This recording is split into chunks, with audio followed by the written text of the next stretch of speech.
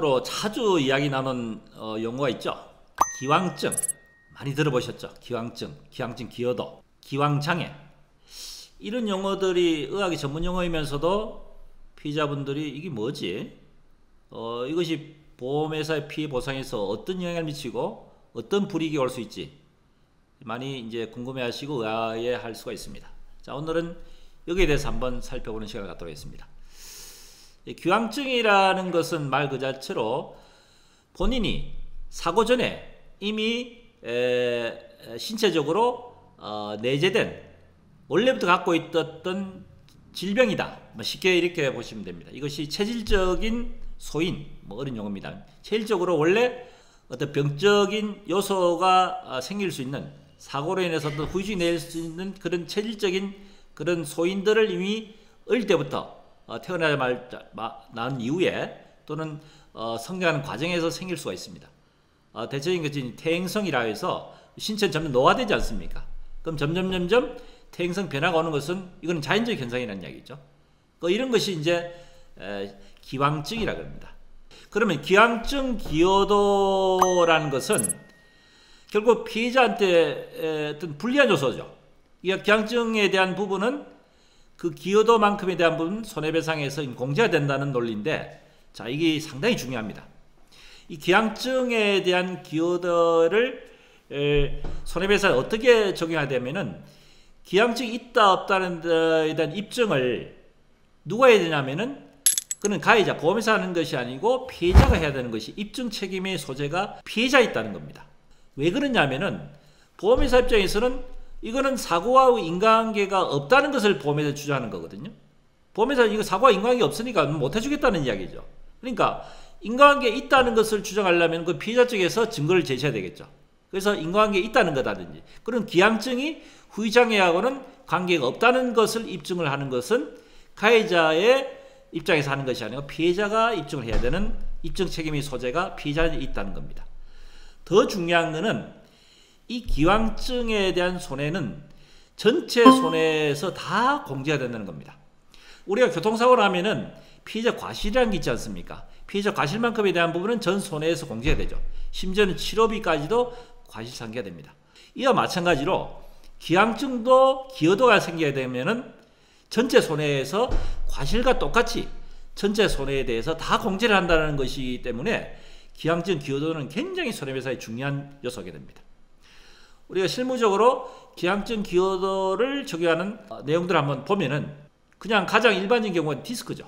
디스크인 경우에 있어서는 기존에 원래 퇴행성 변화가 진행되어 있다가 본인이 알든 모르든 사고로 인해서 그게 나타나서 디스크로 발병이 됐다면은 일반인들은 나는 사고 전에 괜찮았는데 사고로 인해 가지고 나타나기 때문에 교통사고 100% 온 것이 아니냐 하는 생각을 일반인들 합니다만 의학적으로는 그렇지 않습니다. 예전에도 제가 설명드렸다시피 디스크라는 것은 척추에 있는 연골판이 파열돼서 그에 있는 신경을 누르는 현상을 나타낸다. 이거는 척추 연골은 안에 있는 수액으로 되어 있는데 이것이 나이가 들면서 점점 그 척추를 많이 쓰므로 해가지고 이것이 수분이 빠지면서 느슨해짐으로 인해가지고 조금의 충격을 해가지고 이것이 밖으로 돌출되면서 신경을 누르는 현상이거든요.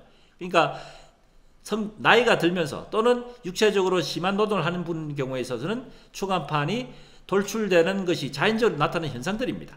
이것은 사고와 관련 없이 이미 그 전에 기존에 계속해서 누적이 돼서 퇴행성 병명이 일으키다가 사고로 인해서 악화됐다는 거죠. 그래서 디스크, 그 다음에 반월성 연골 같은 것도 마찬가지. 연골도 마찬가지. 무릎을 많이 쓰니까 연골이 다를 수밖에 없죠. 그것도 역시 기왕증의 요소가 되는 거예요. 그 다음에 어깨 같은 관절을 사용하는 어깨, 극상근 파열, 회전근개 파열, 관절 와순 파열 이런 것들 다 역시 기왕증과 연관된 부분입니다.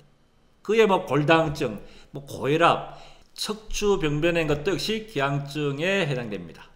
자, 그래서 말씀드렸다시피 기왕증 기여도는 전 손해에서 다 공제가 되기 때문에 아주 중요한 요소고, 특히 보험사 입장에서는 이 부분에 대해서는 집중적으로 손해배상에 있어서 보상을 감액하기 위해서 굉장히 집요하게 자료 같은 걸 요청합니다.